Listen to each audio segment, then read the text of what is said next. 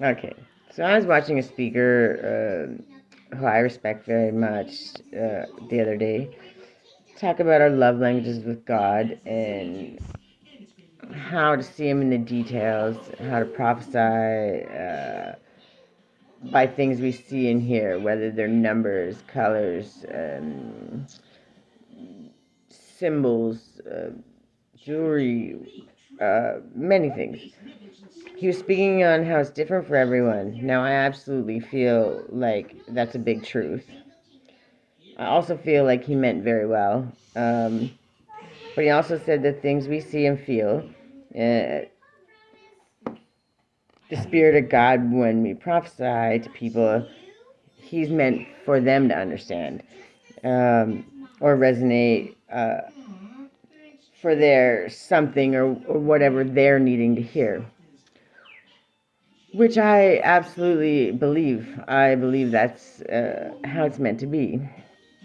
Which, because things that work for you don't work for me. Like, or things, certain things are going to resonate with your life, your filter, your things that the way you've seen life, right, to this point.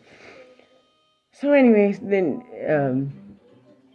he completely kind of sloughed off numerology, like New Age numerology, as if it was such a bad thing, or was, he didn't say it was evil or any of those things. He just sloughed it off like that wasn't what he was talking about, and that was that, which very clearly set it out of the allowed to be specified things.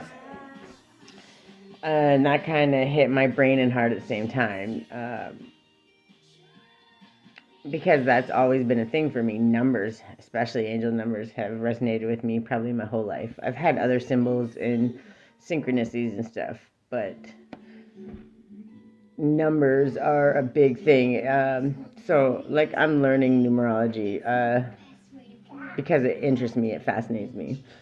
Um, but that's not the only thing. Like, I'm intuitive, I have just experience, life experience. So, even part of our intuition coming from a place, growing up around so many narcissists, working with narcissists in power, which we see all everywhere, literally everywhere.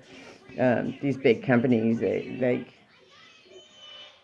that's a whole nother topic. I'll go into that later this week because that's a whole thing, and I don't want to get off track. Anyways, that's something I struggled with because people would crap all over what I believed. The things I like to do. I like tarot. I like divination. I'm fascinated with it all, including all the Bibles, and I'm fascinated with religion.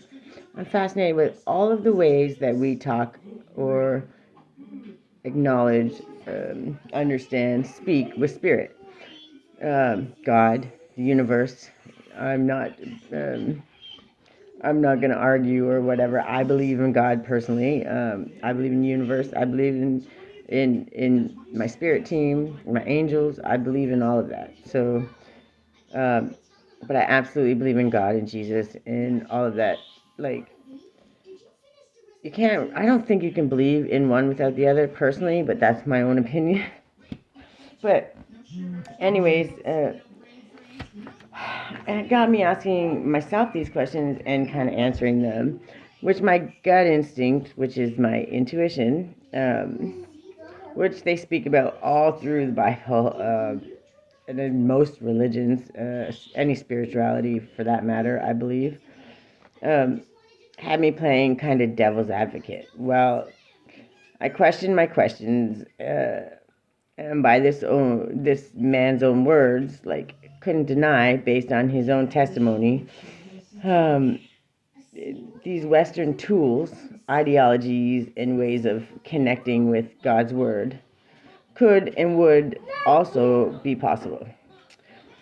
So just sloughing them off as if they were blasphemous or anti-spiritual or not holy um, completely negates what he's teaching, right? Or what he was trying to teach, on our love languages with God, right? With spirit.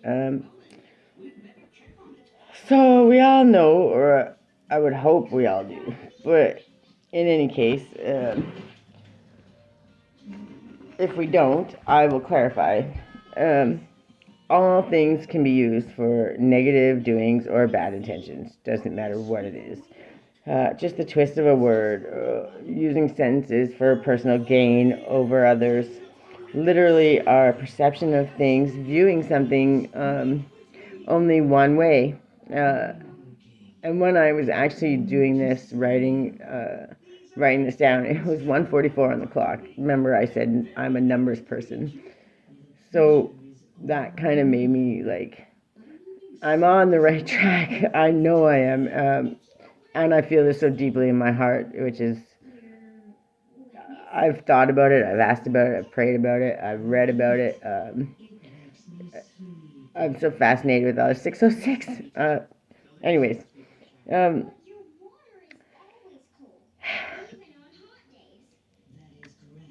it's like it's hard to be perceived. It's easy to be perceived any which way, and it depends on whoever's saying it, whoever's giving the testimony, what their filter is in life, where they come from, what they believe, or how they even understand it. I went through the Bible for a couple of verses that I was looking up, and I actually was kind of mortified at the NIV version, the way it was like asking for death for people that did you wrong or whatever. And then I had to I went back to the King James version, and I kind of compared them because I thought, man, 656. I'm telling you, like, I know, I firmly believe with everything I have that I'm on the right track here. Uh, because I struggle with all, and I've been through some shit. I struggle with wishing death or bad or ill on people.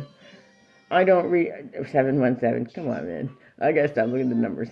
Anyways, I really struggle with wishing bad back onto people. I've been through more hell in my life than you can begin to imagine. So, and I know hurt people hurt people. So, sending it back or trying to judge somebody is just doing the same thing that everybody did to me. 747. Okay, I gotta stop looking at the clock. These numbers mean something, and if you go look them up, it will tell you all on its own. I'm 100% on the money here. By doing return, now I'm not saying karma doesn't take place. 808. Oh my God. Okay, stop looking at the clock. Focus on your task, girl. Focus. I'm not saying karma doesn't take place, okay? But that's not up to us. We're not the judge, jury. We're not. We're just not. Okay? God is. Spirit is. The universe. Call it what you want. It's up to them. So I don't return to sender. I never ask that. I have been. I pray every night for the people that have hurt me. And I can tell you they did some damage, and it took me a long time. Even when I would curse people out, my mouth would get me in so much trouble. But I didn't understand what it would do. Now I do. And I have for, a little over a year and a half now. So now I don't do that. I don't want to perpetuate a cycle. So that's just what I believe. So I'm not judging anybody. I don't think I'm better. None of those things. I just believe what I believe. And this kind of research has played into that and explained to me very clearly that I believe I'm on the right track. And it wouldn't be pushing me so hard to put it out there if I'm not telling the truth. So, anyways, I'm gonna probably end it. This is gonna end up being one long blog kind of deal, I think.